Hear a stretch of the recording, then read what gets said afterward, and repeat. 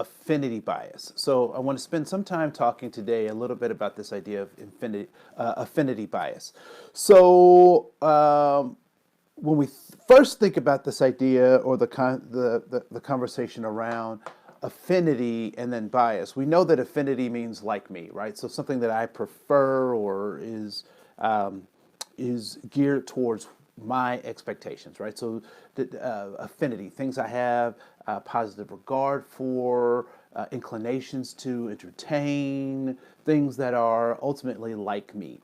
And then bias, obviously we've talked about bias before. You have an idea of what bias is. It's that kind of the way of thinking that comes out of or is developed out of a particular kind of context, right? So you've grown up in a certain kind of neighborhood, you know certain kinds of folks, you interact with people in a particular kind of way because of the context that you're in.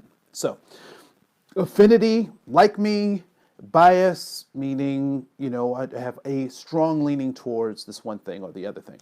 So when we talk about this idea of in-group and out-group affinity bias, as well as double standards, it becomes important to recognize how all of those things play in. So please raise your hand, and I'm sure many of you can think of a time or a place where you were a part of the in group, the in crowd, the popular group, right? So in K-12 education, it typically is kind of like athletes or kids who are academically high achievers might be in that in group. And then there are rankings within those kind of in groups, right? So football, oftentimes, depending on where you grew up, I grew up in Ohio, rates higher than basketball, just because of the gridiron and the toughness of the sport. So football players are seen in a higher or different light than basketball players, oftentimes, right? So there are these hierarchies in these so-called in groups. And many of us can also recognize, if we use that same kind of K-12 experience, particularly here in the United States, we could also recognize that there were these groups called the out groups, or referred to as the out groups. And these might be like the loners or the emo kids. I don't know if anybody, and so you have the football players on one end, and then you have like the flag team on the other end of the spectrum. Now, in each one of those, there are these pecking orders and that kind of stuff. But these are the kind of these in groups and these out groups. So when you're at work and you think about in groups in your work, when a meeting is going on, is the in group typically the extroverts or the introverts, right? When people talk about leadership skills, are they talking about predominantly extroverted skills or predominant introverted skills? So in places where I've worked, it's been the extroverts that have been kind of the dominating force in meetings, who are a number of those meetings. It's the introverts that aren't so dominant, but they have strong contributions.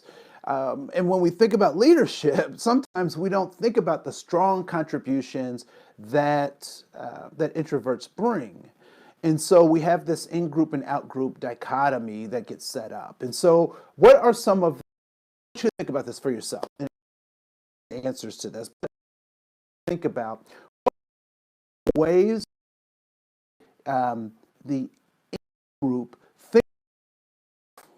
they typically think about themselves as being normal. They're the right way to be. That any way that's not like that is abnormal, right?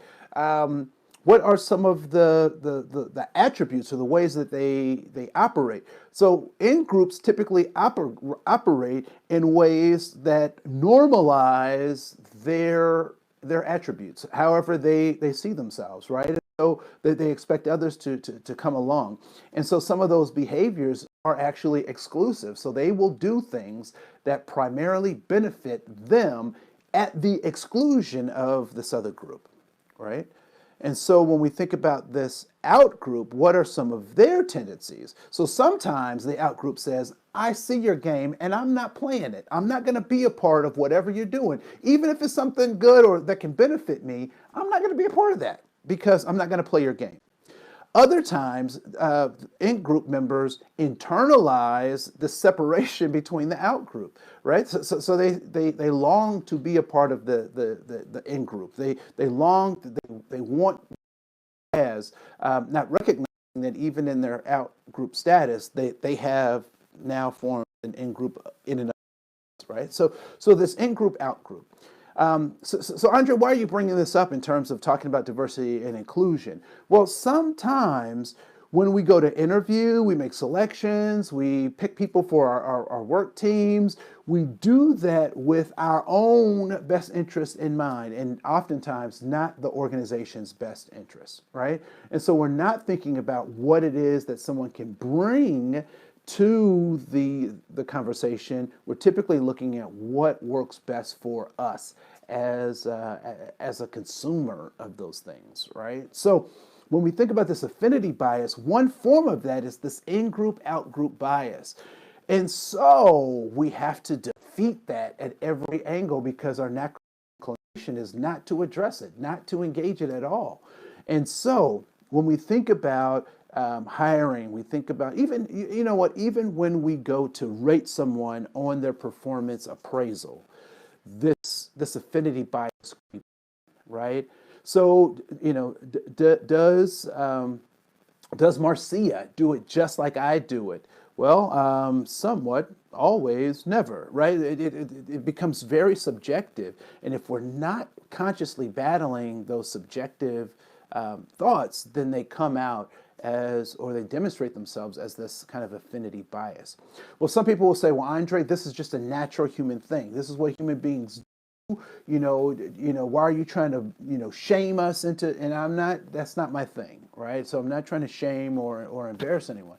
But what I want us to recognize is that we have to be cognizant, that we have to be mindful of this affinity bias because it starts to well, we don't get our best work. If everybody thinks like me, if everybody acts like me, if everybody has my approach, we're not going to get the best or the most out of anything that we're doing. If we're trying to solve a problem, we're not going to get the best answers. We're going to get my answer.